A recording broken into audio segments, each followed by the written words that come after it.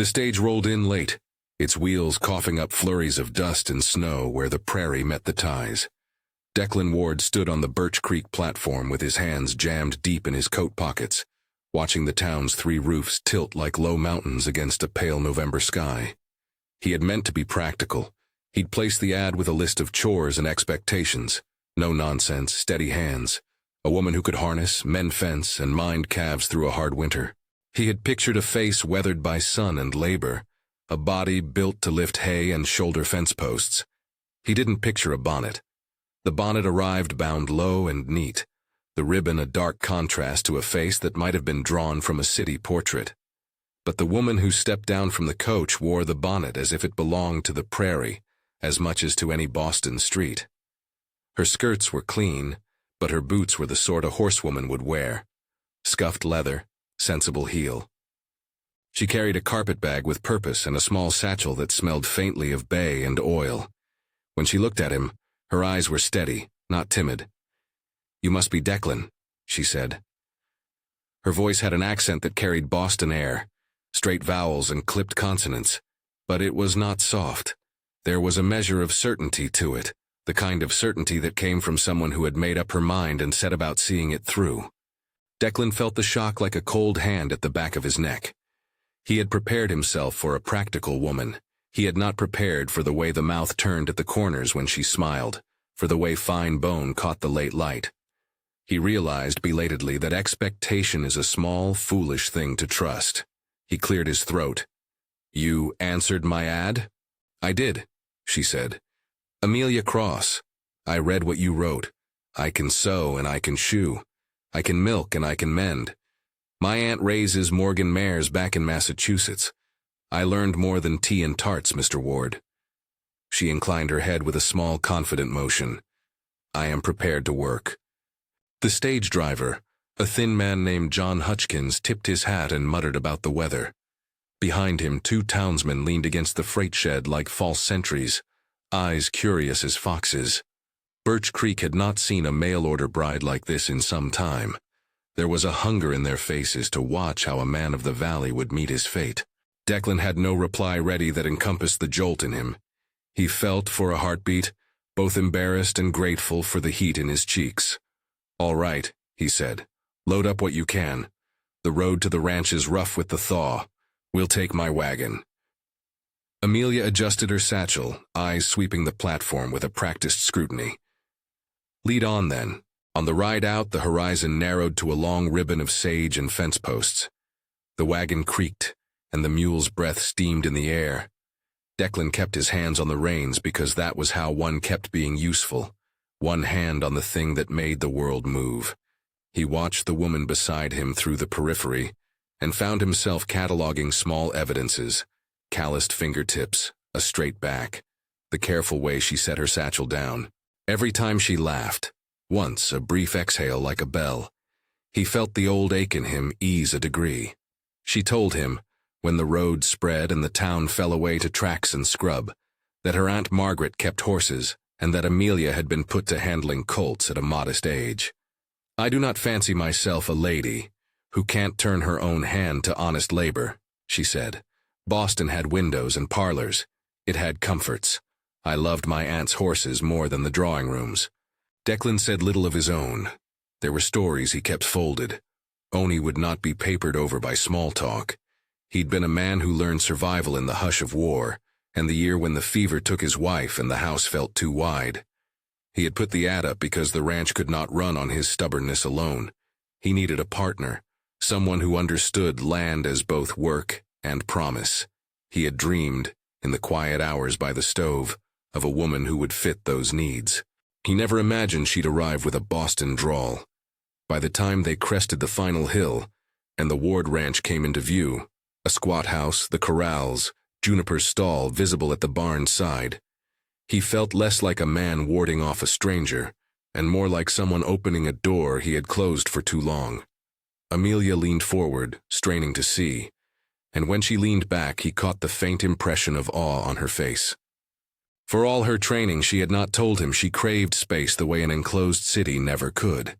Juniper stood with her head down, a familiar silhouette against straw. Declan's chest tightened at the sight of his prize mare. Juniper had been his mother's horse. He kept her because she kept him. The mare was heavy with foal, a common event that nonetheless had a weight to it on a ranch like his. He led the wagon up and unslung the harness. Amelia watched with hands folded, then stepped forward to help without being asked. Her fingers went to the bale of hay with a surety that marked her at once. "Name's Juniper," Declan said. "She's seen 2 difficult winters. If anything comes quick, it'll be her way. Quiet, stubborn." Amelia nodded as if she understood stubbornness. "Stubbornness is a kind teacher," she said. They set Juniper up in stall, and the barn breathed the smell of dust, horse oil, and hay. Declan moved with the economy that comes from long practice: feed, water, loop the halter under the jaw to steady her. He watched Amelia more than he watched Juniper. She arranged straw with a gentleness that contrasted with Declan's efficient motions, smoothing a corner, checking the mare's abdomen with a practiced glance. He had expected her to know how to make bread and to sew a fine stitch. He had not expected her to know how to read the mare's restlessness, the single eye watching the doorway. That night Juniper labored. Declan had always been present for a mare's foaling. There is a manly superstition about not leaving such things to chance. He fetched warm water and a clean cloth, and his hands trembled only when he saw the mare's flanks ripple with a new intensity. Amelia stood at his elbow, light on her feet, offering words and a steadying presence. She smelled of lavender and tack oil, a combination that somehow suited the barn. "This one might trouble," Amelia observed quietly. "Her hips are narrow, watch the foal's shoulders. If it takes," she added, pressing her palms together, "I can help turn him." "Turn him?" Declan asked, the word unfamiliar, and then clear as she described the position that would make a foal's shoulders lodge. He had seen dead foals half stuck, and men swearing at God. He had not expected a woman to lay out the procedure with the calmness of a man who had seen it before. Amelia did not pretend apprenticeships had not been hard. "My aunt showed me how.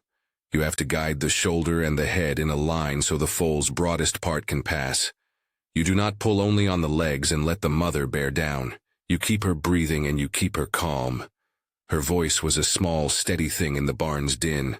When the foal presented wrong, a shoulder tucked, and Juniper's sides tightened as if a rope constricted around something living, Declan felt the surge of fear he had apprenticed himself against.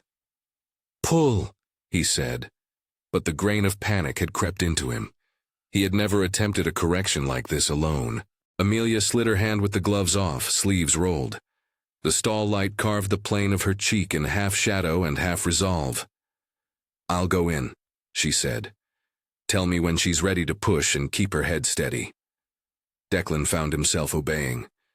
He put a hand to Juniper's bridle and spoke in the low language of men who know horses. She gave a breath like a tide. Amelia's hands were precise, the way a seamstress might stitch a seam but with muscles tuned to muscle. She guided and turned, murmuring to Juniper in an accent like clapper bells. Declan worked in the narrow space, incarnating a kind of trust he'd not offered to many since his wife's sickness. He trusted her instructions, and held the mare with the tenderness of someone who understands the difference between force and firmness. In time, metallic, then soft as new cloth, a foal slipped free, slick and wobbly, and before either of them had a chance to name it, fumbling for breath, it gave a small, chaotic yelp. It found air and then a tremulous gait, and then Juniper folded around it, licks and rough breaths. It was hard, messy, and miraculous in the workaday way the frontier allowed. Survival was not theater but a slow, stubborn refusal to quit. Declan laughed, a raw sound that was more relief than joy at first, and then Amelia started to cry quietly, 2 small wet traces down her cheek. He felt something shift in his chest, an easing as if a door he had kept bolted opened on a latch. "Hope," he said to no one and then to the foal. It was a simple name, blunt as a post but full of intent. Amelia glanced at him, and the look she gave was as if she recognized the need to believe in small, human miracles. They wrapped the foal in a blanket Amelia had stowed, its first bed an old saddlecloth. She cooed like a woman feeding a child, calling for the foal to find Juniper's warmth. Declan watched, remembering a woman who had once bent over a crib and not left it, and the memory was sharp. He found himself offering the blanket, and she took it as if it were the most natural thing in the world. "You were right about the shoulders," he confessed later when they sat on overturned crates by the barn, steaming mugs held between work-worn palms. The foal slept at Juniper's flank, legs odd as a foal's, eyes like black pricked stones. "Do not mistake me for boastful," Amelia said, a self-deprecating curl at her mouth. "Stubborn people learn to watch stubborn horses." "You're not what I expected," Declan said. He meant the words simply and fully. They were a small confession of the sort that fits poorly on a man who has learned to keep his feelings like tools beneath a workbench. "Not that I had set my expectations high either." Amelia's laugh was softer now. "You thought I'd be rougher." You look—" He stopped, realizing that calling a woman beautiful in a place like Birch Creek might be as practical as naming a horse. "You look like you belong inside with curtains." "I can unpick a saddle stitch faster than a seamstress will unpick a hem," she said, "and I prefer wind to parlors." And they talked then in the hush that followed crisis, about family, about the kind of grief that does not announce itself but builds a quiet gravity in the middle of a life. Amelia admitted she had lost a younger brother to a bad fever in Boston, and that the death had left the house an odd imbalance. Declan spoke of a wife like a season that had ended, and the stewardship he felt toward the ranch and to the mare, a feeling that sometimes masked a wider loneliness. By the time the night had folded fully over the corrals, they had settled into a rhythm that felt practical and oddly intimate. She laid the bread by the stove while he mended a harness strap. He chopped wood, and she swept the threshold. They did not speak of marriage yet. It was a thin and precise subject, a legal joining that would anchor property and perhaps temper loneliness. Instead, they spoke in the everyday smallness that is often the first language of a household. In the morning, the foal tumbled with clumsy energy. Declan watched as Amelia walked it, hands out to steady it. He felt his old dream, the one he'd held like a map in his head, shift in the face of this living creature's hooves and breath. The dream had been a practical arrangement, someone to cook, to tend, to keep things running. It had never accounted for laughter in the barn, for a hand that could steady a foal, for the way two people could breathe in the same small space without flinching. Word reached Birch Creek in a steady trickle. The mare had foaled and both were well. Neighbors came to look with the mild curiosity of men with little to occupy their tongues. Mrs. Whitmore brought a pie that tasted faintly of too much cinnamon and too much affection. Ezra Johnson and Tom Porter tipped hats and asked questions they did not expect answers for.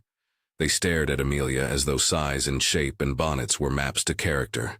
She met them squarely and with a little brassiness that the town found disarming. "She handled herself fine," Tom Porter said in a tone meant to be approving. "Not what we figured." Declan didn't press the matter, though he liked the tone of surprise in Tom's voice. Silence could be a comfortable thing. It could also be its own form of judgment. For a week they built a domestic dance. She learned the shortcut to the well, where the bucket sat in a rope ring that had been thumbed by generations. He learned that she liked her tea strong, and with a pinch of clotted cream, a habit she kept from before the city. She learned the best time to check the north fence for breaks, and the strain of winter against the gates. They did not speak directly about the future. Rather, they put up a new run for the calves, and repaired the shingles on the lean-to, and each evening their hands smelled of grease and bread. There was a restraint between them, as if both acknowledged an agreement still being negotiated. Declan had not offered anything he could not mean. Amelia had not promised anything she could not keep. That mutual restraint defined them more than any spoken vow. Still, when Reverend Mitchell made his slow, comforting way down the lane with a handkerchief tucked in his coat, and when he suggested sitting at the kitchen table to speak of formalities, both their glances sharpened. "A ceremony does not make a home, Mr. Ward," Reverend Mitchell said, the words soft as flannel. "But it can make a beginning known. People will talk less if they know the law is on your side." Declan and Amelia stared at the Reverend as if the table had become a confessional. Declan thought of the ledger, of taxes and title, of neighbors who keep account. For Amelia, the idea of signing a name on a page was both a practical safety and a public statement to set her quite beyond gossip's reach. "We can do it simply," Amelia said. "Not for the show of it, but because it sets straight certain claims. I am not marrying for love alone. I am marrying for work and for shelter, and because I'm tired of watching other people's lives seem to fit their maps while mine was misplaced." Declan admired the way she could name the ledger, as if it were a beast to be tamed, not something sentimental. "All right," he said. "We'll do it next Sunday. Reverend Mitchell will be there, just the town and us." The wedding was small as declared. Mrs. Whitmore, who had a predilection for corsages, pinned a sprig of dried lavender to Amelia's dress. Tom Porter and Ezra came with stiff smiles, and John Hutchkins took the wagon reins as if they had been designed for the occasion. There was a brief moment of levity when the Reverend's spectacles fogged in the kitchen heat. Laughter eased a string of stiff faces. The vows Reverend Mitchell offered were plain and free of flourish. They were words set in the language of doing, the sharing of shelter, the keeping of oaths, the mutual promise to bear responsibility. Declan's voice was a little low. Amelia's carried the clarity of someone used to addressing rooms full of people. When their hands met across the table, and they spoke the clause that bound them in law, there was a hush like a curtain dropping. It was not dramatic in the way romances claim, but it had the quiet weight of things that matter. After the ceremony, they walked back to the barn together. Turning a corner of the yard, Amelia paused and looked up at the sky, which had deepened into a cobalt that promised colder weather. "Winter will come," she said. "We should prepare." "There's wood that's been cut," Declan replied. "Plenty to see us through. You understand the fences, the feed, the accounts?" She nodded. "I understand enough to keep the place standing. I learn fast." In the days that followed, the household settled into a pace that breathed between the domestic and the practical. Amelia platted hay for the mangers, and took to the chores with an energy that was both exacting and tender. Declan found himself in the early mornings at the pen, watching her loop a rope, the movement as natural as he'd seen only among the men who'd grown up here.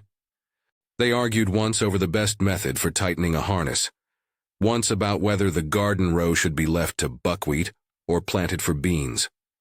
They reconciled both times over coffee, and the tacit agreement that small concessions kept the day moving.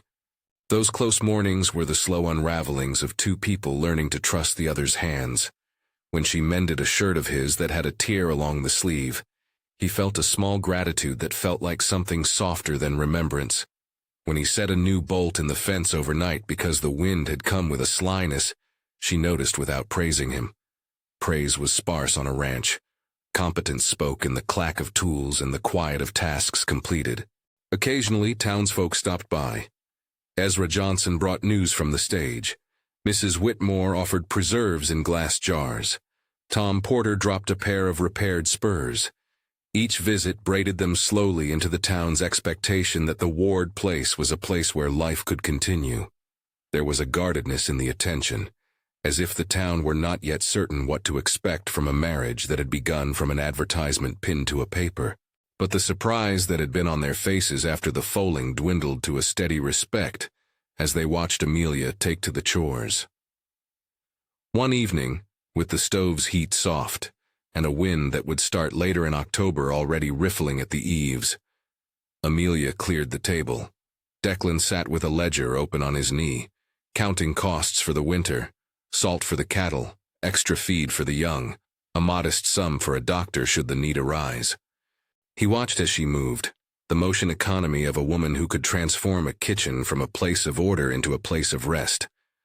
When she paused and leaned against the doorway, looking at him with something like consideration, he felt the old map in his head redrawn. "You came here expecting a map," she said softly as if reading his thoughts. "And you found an extra hand," he finished, meeting her gaze. "And a horsewoman who knows too many tricks." She smiled. The light from the stove made her eyes pale. "I came for land, Mr. Ward," she said. "I came because where I am from there is not room. I'm not one for fairy tales." "Fair enough," he said. "Nor am I." There was a moderation to their growing attachment, an unwillingness to be hurried. They shared a bed in the small room above the kitchen, not because of necessity alone, but because the back wall's single window offered a view of the sky that compelled finishing the day's work near the flame.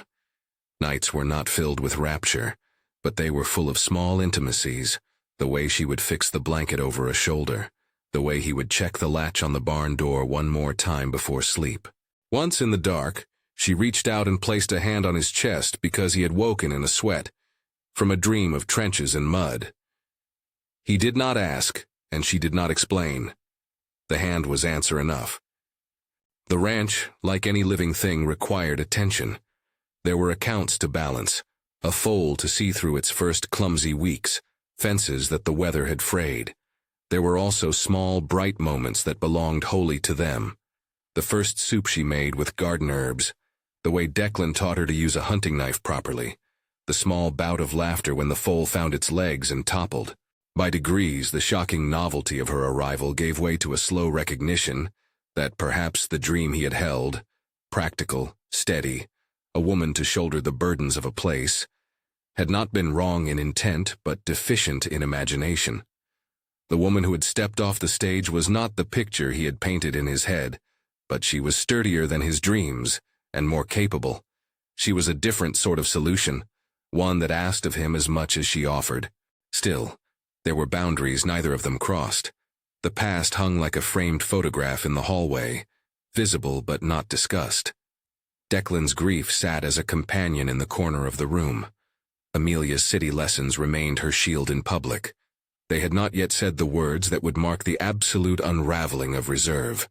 There were no confessions of love yet, only the quiet accretion of trust and the steady work of the day. Winter, the kind that tests bone and nerve, was a distant rumor at first. The sky shaved itself with sharp blue, and the maples along the creek bled their leaves into the wind. The town traded gossip about the coming months and about how a Boston woman would fare in a Montana winter. Margaret Cross's name, Amelia's aunt, came up in conversation now and then, a shadowy figure described as a woman of stern habits. Amelia said little of her. Whatever account she gave was spare, as if family files are better kept in trunks.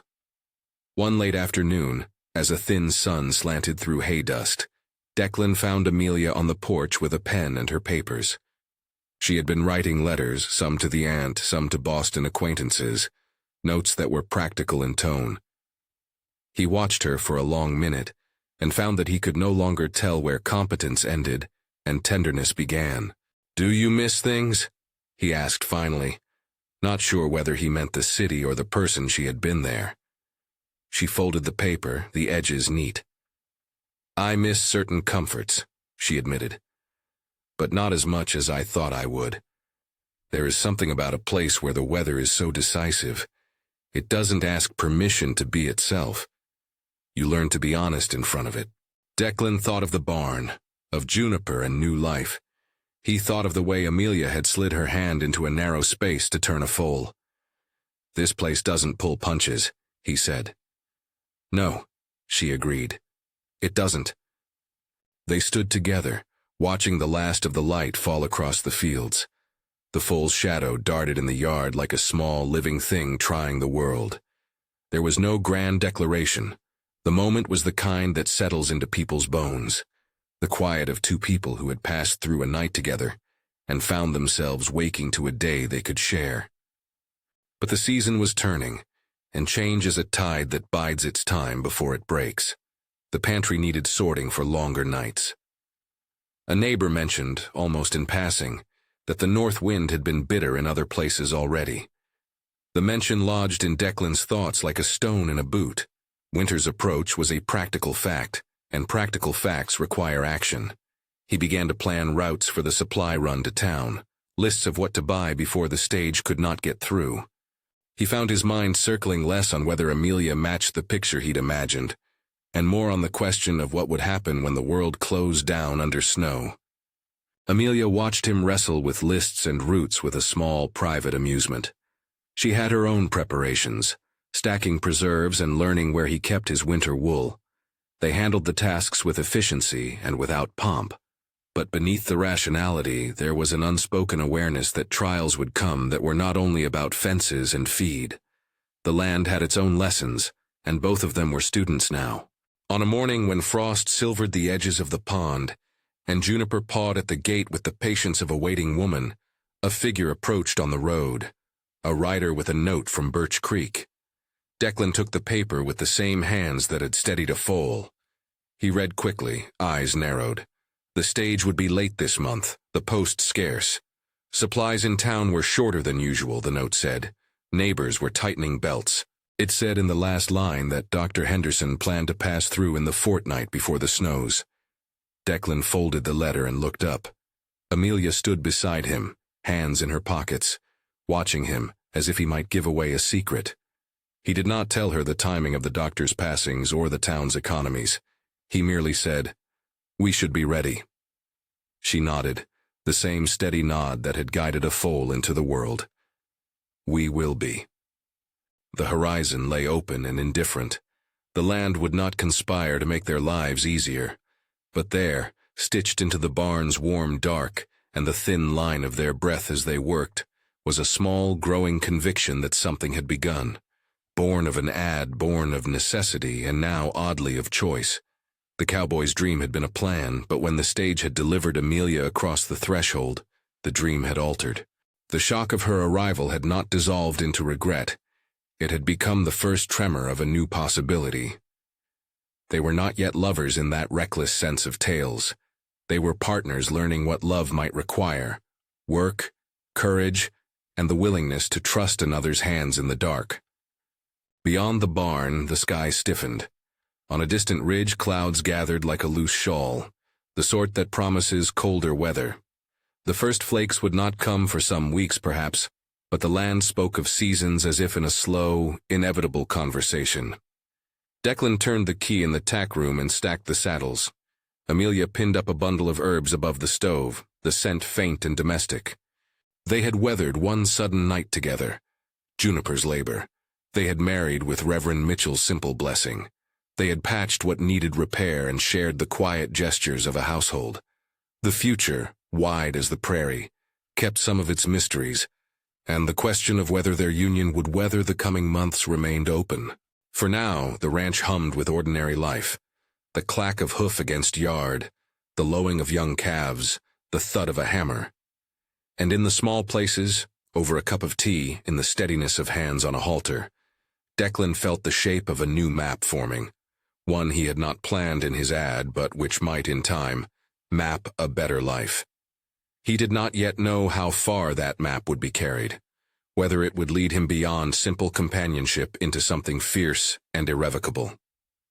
But he knew, with the kind of slow certainty that comes from living under an honest sky, that Amelia Cross had arrived, and that she would not be sent back to where she came from. The sheriff's ledger of promises could wait. For now they had a foal named Hope, a barn to mend, and a winter to prepare for. They worked the last clear days as if every hour might be the last without sun. Frost came quicker than either of them had wanted, white threads along the eaves, a bruise of ice on the trough. Declan took to walking the fences at dawn, feeling for the give behind boards, listening for the soft, telling shift of a post settling into cold. Amelia cataloged stores with a neat, relentless hand. Sacks of flour, salt, tins of lard, jars of preserves layered in the pantry like small suns. When she mended a pair of his gloves by the hearth, she did it with the attention of someone making a promise in stitches. They made the preparations with the kind of economy that comes from knowing one another's shortcomings.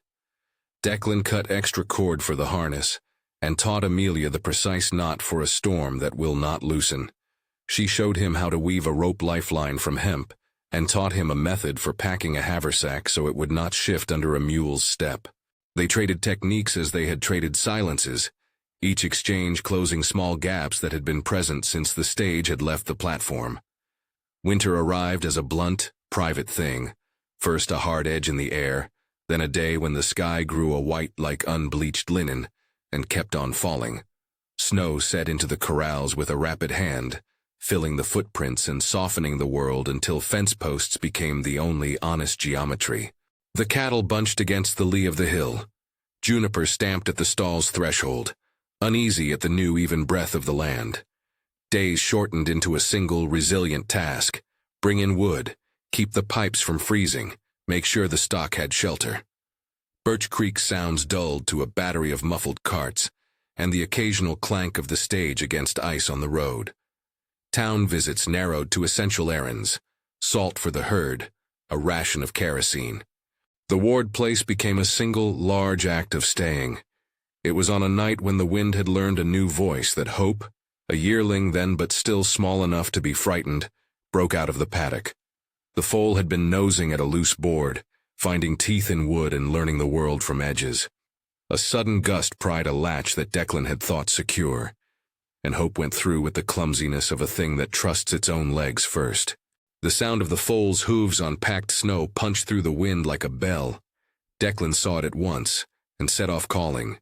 He had learned to read urgency by sound, a mare's sudden snort, a gate that had been left ajar, the staccato of a foal's flight. He unfastened his coat, swung from the porch, and headed into the night, his boots striking against the hard crust. Amelia stood in the doorway with a lamp, the flame gone small in the teeth of the gale, and watched as he vanished into the whiteness. "Hope!" he shouted.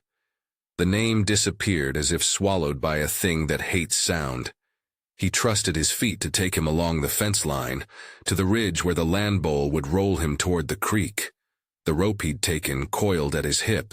The map of the valley lived under his soles. He did not think of being lost. He thought only of the animal that had no guile but a boundless, reckless desire to be somewhere else. Blizzards have a way of pruning the world of its details until only a few hard truths remain. Direction, breath, the friction of fabric against skin. Declan walked with the stubbornness of a man who had been in trenches and thought he knew the mathematics of exhaustion. The snow clouded his vision in the span of a few steps. The fence that should have guided him disappeared into a white smear. His sense of orientation folded and reopened like a damaged map. Amelia did not wait for instruction. She fetched the hemp rope, the lifeline they'd looped for emergencies, and the lamp that would be the only true light for 100 yards. She wrapped the rope around her waist and tied one end to the post with a knot she had seen Declan make just once, and then practiced in private. She looped the lamp into her cloak and stepped out into the teeth of the storm. The rope between house and field hissed with each gust like a taut wire. She put one hand on the knot and felt the warp of it steady her wrist under a sky that offered no landmarks. The snow leashed at her face. Her bonnet ribbon whipped like a small white flag.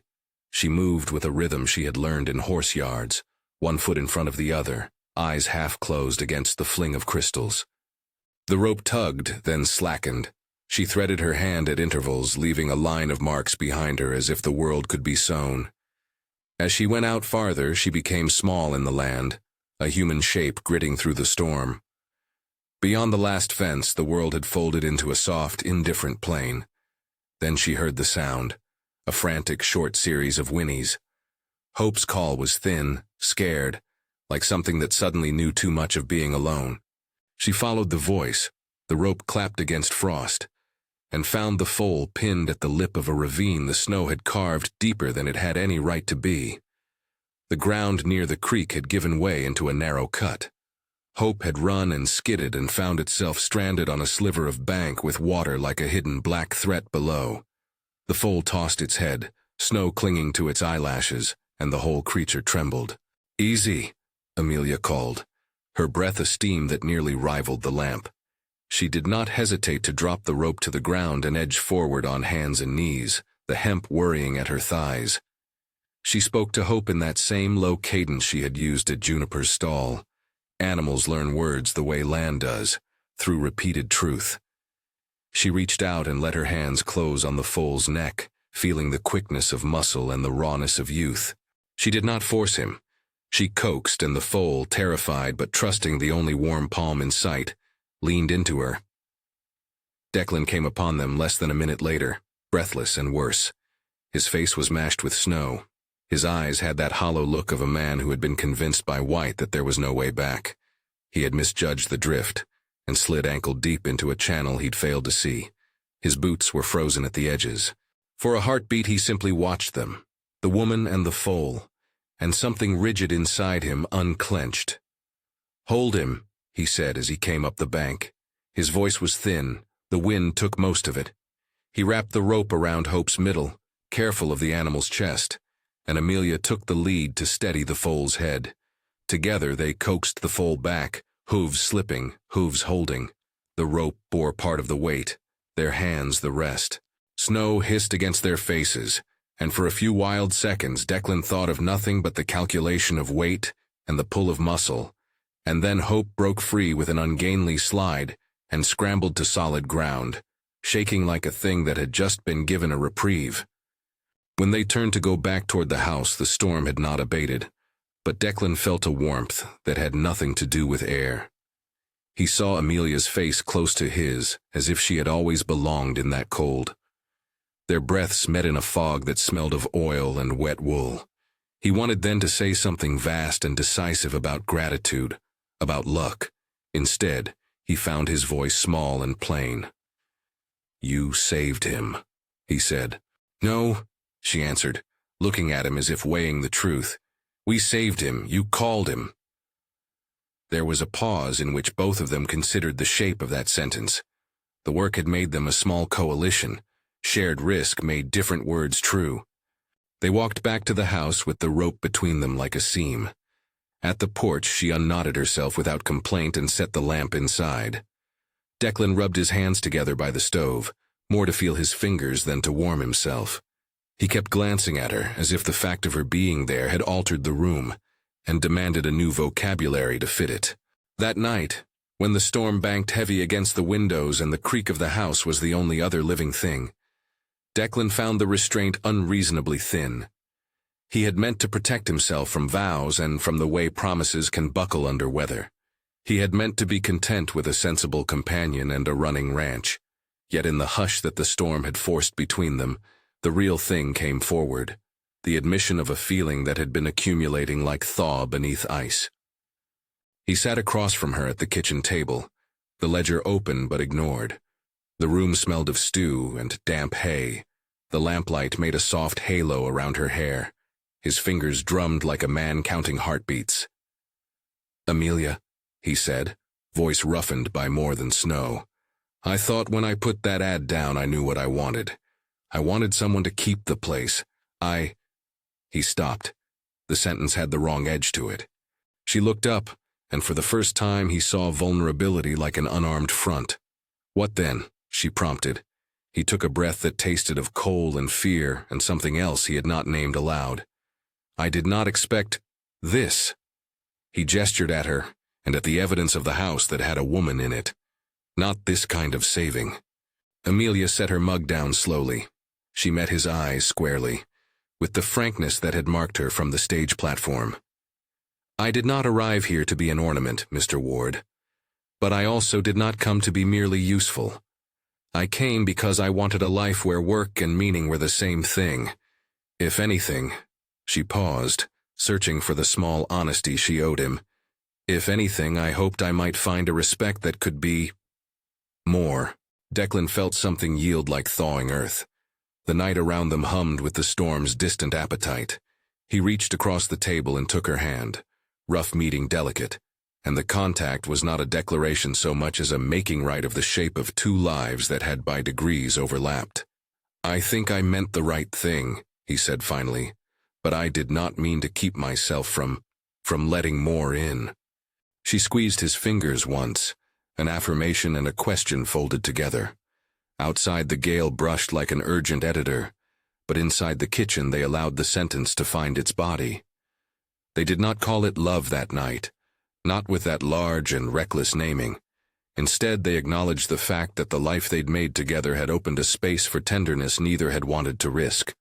The acknowledgement was a kind of treaty, hope with teeth. Spring came slow once the blizzard had rolled off, and the thawed mud returned like a fresh map. The foal, Hope, learned how to pace the fence and to stand while the sky shrugged rain. The fields began to show silt and small green things pushing the dirt aside. It was in that thaw that Amelia found she was carrying a life inside her, a fact she discovered in quiet moments when a wave of nausea would steal the taste of bread, or when sleep held her in a strange heaviness. She told Declan in the lane as they fixed a broken gate. He had his hand in the hinge. She leaned over the top rail and let her chin rest on the wood like a secret. "I'm with child," she said, letting the words out plain. Declan's first motion was a laugh that was almost a bark, and then a sound that could have been a sob. He straightened and almost dropped the hinge. "Now that's a thing I did not plan for," he said, and the surprise in his voice was warm. They both knew what it meant. More stores to tuck aside, another body to keep through winter, a name to choose. But it also meant a closing of some of the worn edges of the household, an ache of continuity folding toward them. He thought of his wife's picture in the hall, of the months of hollow that had followed. He thought of his hands and whether they could be capable of receiving new weight. He found with the strange luck of fear that the idea pleased him. Margaret Cross arrived in June. Like an old folding chair one hopes will not be needed, but keeps being useful. She rode in on a mail coach looking neither saintly nor particularly pleased. She was smaller than Amelia had suggested in her letters, with a jaw like a plow, and a habit of assessing the world with a measure developed in parlors and paddocks. For a time there was a tension in the kitchen, as if some old ledger page had been unfolded, and the years of expectations were being compared line by line. At first Margaret watched Declan with an appraisal that was not wholly friendly. She had thought to keep Amelia within the warmth of Boston, and had evidently been startled that her niece had chosen a life with cold and draught.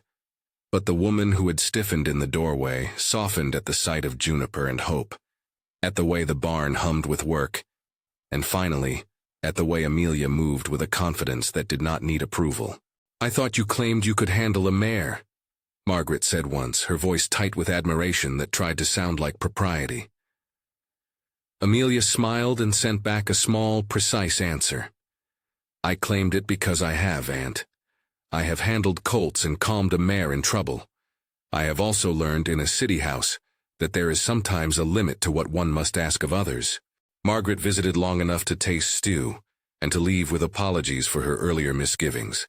She helped in the garden some afternoons. Her hands were careful with seedlings.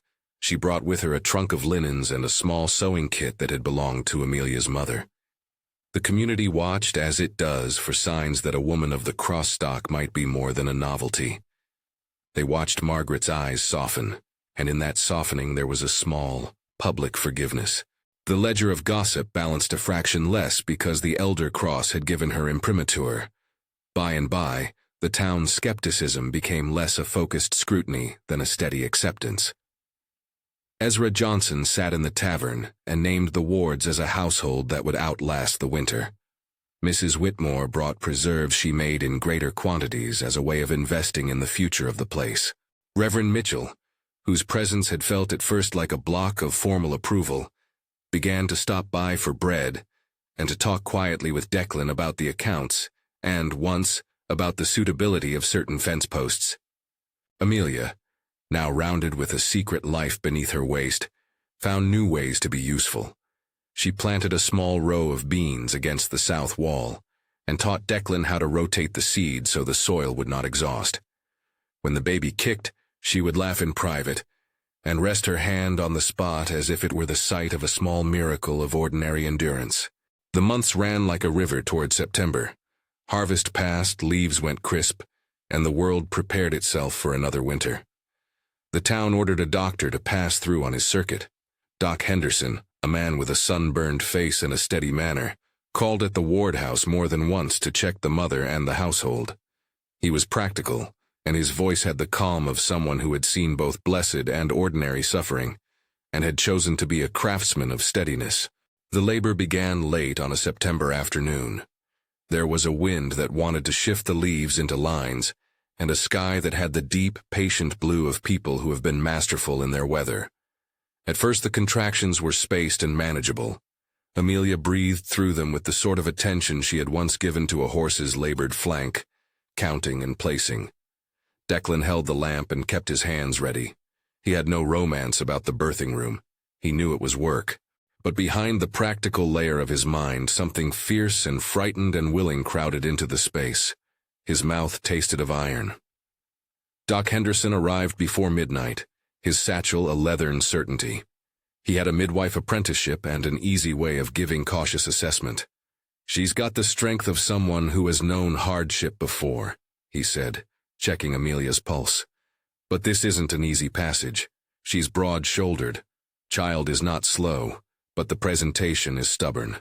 Amelia met each contraction, as she had met each problem on the ranch, with a controlled, ragged courage. She had chosen Declan. She had chosen this life. There was no flinching.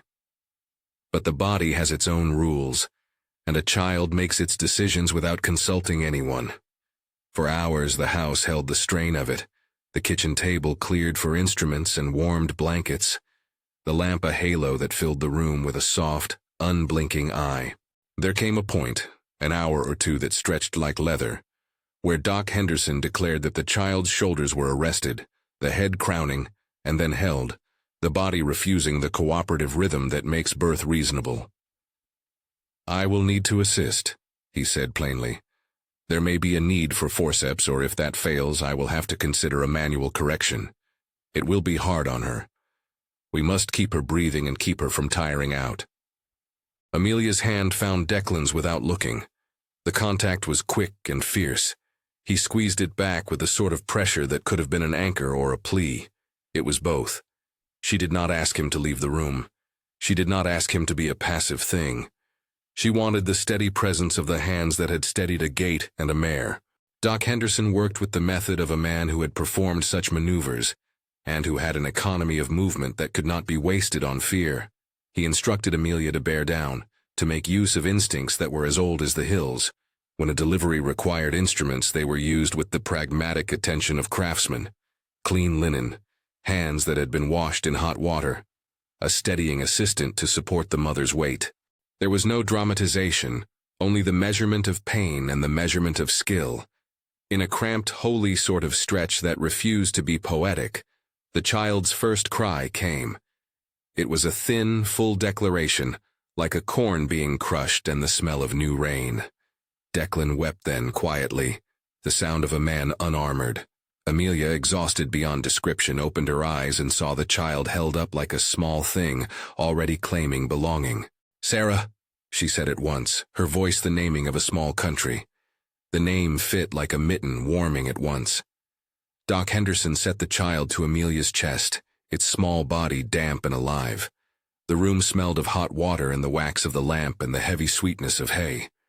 Outside the house the world waited in an old patience. Inside, the small body on Amelia's breast lay warm and slow, and Declan's hands trembled as he straightened the blanket around them. Neighbors who had been ready to gossip now found themselves at the window with handkerchiefs, and a need to be part of the fitting. Reverend Mitchell said a few words that were little more than gratefulness for life. Mrs. Whitmore brought tea. John Hutchkins offered to mend anything that might need mending. In the days that followed, the community's acceptance settled into something more than curiosity, and became, by degrees, the scaffold of their life. Margaret Cross sat in the kitchen and threaded a needle that seamed blankets for the baby. Doc Henderson made a note to stop by the barn when he could. Declan, who had kept much of his feeling bent under the weight of practical things, found that he had more tender and uninvited softness that he did not know what to do with. He watched Amelia holding Sarah and felt as if the ranch itself was rearranged to accommodate the small life. He had wanted a practical helpmate when he'd written the ad. He had not expected to find himself a father whose chest tightened at the sound of a child's breathing. The surprise of the stage arrival had become the foundation of something sturdier than he had imagined possible. They named the foal Hope years earlier. This child was to be a new arraying of possibility. Declan found his heart making room where grief had once lodged. He did not forget his wife. He kept her portrait near the stove, a white ribbon of memory in the corner. But now there was another center of gravity in the house, a wobbling son that asked for feed and attention, and the small work of being alive. Spring came back round, and with it the first bright episodes of parenting. Sarah learned fast the rhythms of the place, the porch steps, the roughness of Declan's palm, the way Amelia hummed when she worked at the churn. Juniper took to allowing the child near her flank once Sarah could toddle with wobbly courage, and in the yard, the foals and children chased one another in a tumble of surety and laughter. The farmstead became a small theater of domestic life, a place where calls for help involved mending a fence and then carrying a child across the yard. With the birth settled, and the community's warmth firm, the months widened into years as they do in the slow work of ordinary life. Margaret Cross moved in now and again for a season, and then returned to Boston with a sense of something finished and right. Reverend Mitchell visited regularly, his visits less for ceremony and more for conversation. Doc Henderson recommended a man for the community who could keep the wagon in order. The town's eyebrows relaxed into a steady favor. Children ran in the lane and scraped knees under the elms. Amelia and Declan learned each other's rhythms as if they were mapping a new country. He showed her where the water ran clear, how to read the weather line at mid-morning from the smoke of the kitchen. She taught him how to braid a lead rope in a pattern that would not fray. They argued less and learned best in the small reconciliations that made them better at living. Once, in a moment that required no words but all of them, they sat on the porch and watched Sarah take a step unsupported, and then fall into the safe, laughing arms of her mother. Declan's laugh broke open like a release. Years later, when the barn's paint had been retouched, and a new colt ran in the field with the reckless cadence of youth, Jeremiah Tucker, no relation, only a neighbor who appreciated stout work, commented on the house as he passed by. "They built more than a roof," he said to no one in particular as he hefted a bale toward his own barn. "They built a place that knew how to hold a life." That assessment would have pleased Reverend Mitchell, who read community in simple verbs. But it pleased Declan most. He had set out with a map of nitty-gritty wants and a dream that was practical, and what the stage had delivered in the figure of Amelia Cross had been a shock that shook him into a different ledger, one that accounted for laughter and rough hands and the particularity of small, stubborn mercies. On a late afternoon years after the foal and the child had turned the yard into a wild cartography of games and mud, Declan stood at the fence and watched them run. The light cut in a way that was softer now, the sort that comes with the patience of time. Amelia came out of the kitchen with a cloth over her shoulder and a child at her hip. She leaned against the rail beside him and rested her head near his shoulder, as if the barn's long noise was a hymn. "You remember how you said that day, that you wanted someone practical?" she asked, half teasing. He laughed, the sound like something that had been polished. "I did. I did not expect a bonnet." She touched the ribbon absent-mindedly, a memory of the stage platform and the moment that had rewritten both their maps. "You wrote for hands and steadiness," she said. "You must not be too disappointed with how your dream got altered." Declan shifted his weight and looked across the field where Hope's offspring were learning the difference between canter and stumble. "It's better," he said simply. They were not naive about the future. Weather and market and the way men died in these parts had been honest teachers. There would be lean years, there would be sicknesses and stone fences to set. But they had found a way to face it together, with mutual competence, with a respect that had grown into something like love.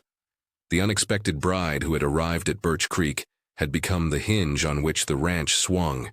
Amelia rested her hand over Declan's, the two of them feeling the pulse of a work they had turned into a home.